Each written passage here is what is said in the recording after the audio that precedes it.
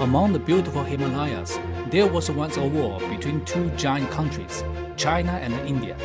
This war was a turning point of the relationship between two nations and reshaped geopolitics of South Asia.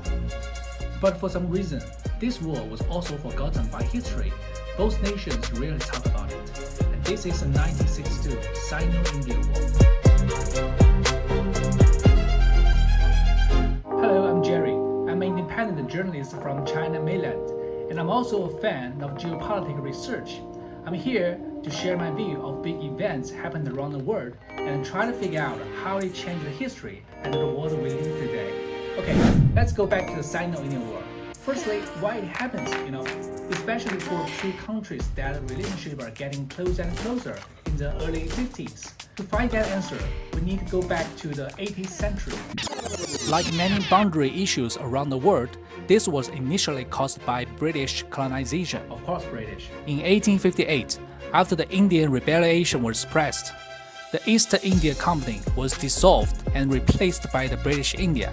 Then the British Empire finally took control of the whole India land and began to expand their influence across South Asia. In the next 100 years, the British India successively conquered the Sikkim Empire, Bhutan, Burma, and Sikkim, occupied vast lands, and established a powerful empire, with territories stretching from Afghanistan to Burma. Yeah, that was huge. To ensure better control and prevent Russia from using the excuse of unclaimed territory to move south. So in 1965, the British government delineated a Johnson Line to clarify the north border with Tibet, like this. This is the region of today's Kashmir, incorporating the Aksai Chin area into the territory of British India, which is nearly 30,000 square kilometers. Hold on, wait. What is the Johnson Line? Who is this guy? Well, his full name is William Johnson. He's an Indian surveyor. The government sent him to the uninhabited area. After conducting a field survey, he finally drew the line. As a trekking road, it's perfect, but for a national boundary, it seems a little bit irresponsible. Then, the British notified the Chinese Qing government the boundary thing, but at that time, the Qing dynasty was like falling asleep or something, busy dealing with the domestic political problem, and did not respond. So, at that time, about the borderline, nobody really argued. In 1911, spurred by the Shanghai Revolution in China, Tibet expelled officials of the Qing dynasty and declared independence. In fact, this state of independence lasted for 40 years until China was unified again. Okay, pause. In 1914, the British India and Tibet signed an agreement called Simla Accord, delineating the eastern maximum line. It looks like this. This brings over 90,000 square kilometers of land to British India. However, the Chinese government never signed any papers in this whole process and refused to recognize the legacy of these border lines.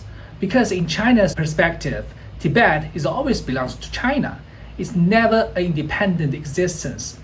So the Tibet government has no authority to sign any agreements on behalf of China with any countries. In 1947, with the global wave of decolonization and the domestic non-violence resistance movement led by Gandhi, India declared independence and established the Republic of India. Then, India inherited the territories of Britain and regarded the maximum line as legal. In the same year, India and Pakistan erupted into war over territory disputes in Kashmir region. Eventually, India occupied the eastern area while Pakistan seized the western region. To leverage the power vacuum created by British withdrawal from the Indian subcontinent and to expand its strategic advantages in South Asia, India dispatched troops to the buffer zone in Tibet, aiming to consolidate the Himalaya defense line. This also laid the groundwork for future military conflicts with China. Because in 1949, just 2 years after Indian independence, the Communist Party of China won the civil war and established the People's Republic of China, bringing two emergency Asian powers onto the historical stage almost simultaneously. Similar to India, China also endured nearly a century of semi-colonized rule, including two opium wars initiated by Britain in the 18th century and the invasion by the Eight Nation allies in 1900, the Japanese invasion from 1931 to 1945, and the long period of initial wars. Millions of innocent Chinese people were killed during this time. Therefore, this new established country shouldered the historical mission of revitalizing China from its inception, attaching great importance to territorial sovereignty and border security. This included sending troops into North Korea to assist the allied nations in military confrontation against the United States, as well as the deployment of troops to Tibet around 1951 to regain control of this region. Driven by national confidence, both China and India, as emergency powers, were unwilling to compromise on territorial sovereignty. Even though Sino-Indian relationships were improving at that time, war seemed unavoidable. Okay, wait. Why Sino-Indian relationships are getting closer during that time, even though there are territorial disputes? Firstly, they're neighbors with similar modern history and established their nations around the same time. Secondly, in the early 50s, India led the non-aligned movement of Asia, Africa, and Latin American countries, established a new political force between the two superpowers, the United States and the Soviet Union. So, China also wanted to join because at that time, its relationship with Soviet Union are getting worse, and the relationship with the United States were very tense due to the Korean War. However, under a series of events, the Sino-Indian relationship underwent a complete 180-degree reversal. In 1957, China built a highway connecting Tibet to Xinjiang, passing through Aksai. This gave India a big shock. Because in India's perspective, this area is India's territories, so India was very angry. Just 2 years later, another event occurred which made the situation even worse. In 1959, Tibet erupted in a large-scale uprising. China government sent in troops to suppress it. The rebel army was defeated and hidden into the mountains. Dalai Lama, who is the leader of Tibet, fled to India. This gave India a chance to make political moves in South Asia. By helping the Dalai Lama set up a government in exile and stirring up rebellion among Tibetans, India aimed to push for Tibetan independence and weaken China's influence in this region. What's more, from China's perspective, India wanted to create a strategic buffer zone in Tibet to cut off China's ties with oil-rich Middle East, reducing the threat of their potential cooperation. The issue of Tibetan independence is a red line for China, just like the Taiwan issue. It's not only about the geopolitics, but more importantly about the legitimacy of the ruling party.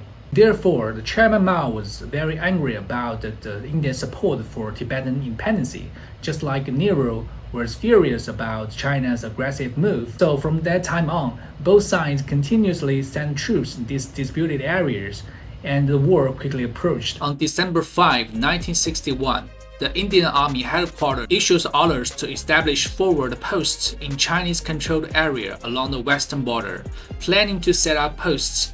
In response, China also reinforced its outpost construction with both sides' outposts within each other's finger range. By July 1962, the Chinese army had cut off the landslide line to the Indian outposts in the Gravel River Valley, leading the exchange of fire between the two sides. On October 12, 1962, Nehru declared that the Indian Army had received orders to liberate our territory and clear out the Chinese army from the region. However, on October 16, the Cuban Missile Crisis erupted between Soviet Union and the United States, diverting the attention of the two superpowers away from Indian affairs. Consequently, on October 17, the Chinese army issued combat order to eliminate the invading army. The war finally broke out. The Chinese army quickly attacked it, driving out the Indian army on the western front and taking control of the Aksai. On the eastern front, they moved down from the Himalayas, defeating and capturing the Indian force in South Tibet. The Indian army, unprepared for war, suffered heavy casualties, and many units fell into disarray. However, the conflict only lasted 1 month. By November 21, the Chinese army voluntarily withdrew from South Tibet. India later regained control and renamed the area Arunachal Pradesh in 1987, while the Chinese forces have remained stationed in Aksai Chin until today. Well, there are many arguments about why China withdrew from their occupied territories and maintaining its position in Aksai Chin to this day. In my point of view, there are 3 main reasons. First one, the Chinese army couldn't hold on to the region.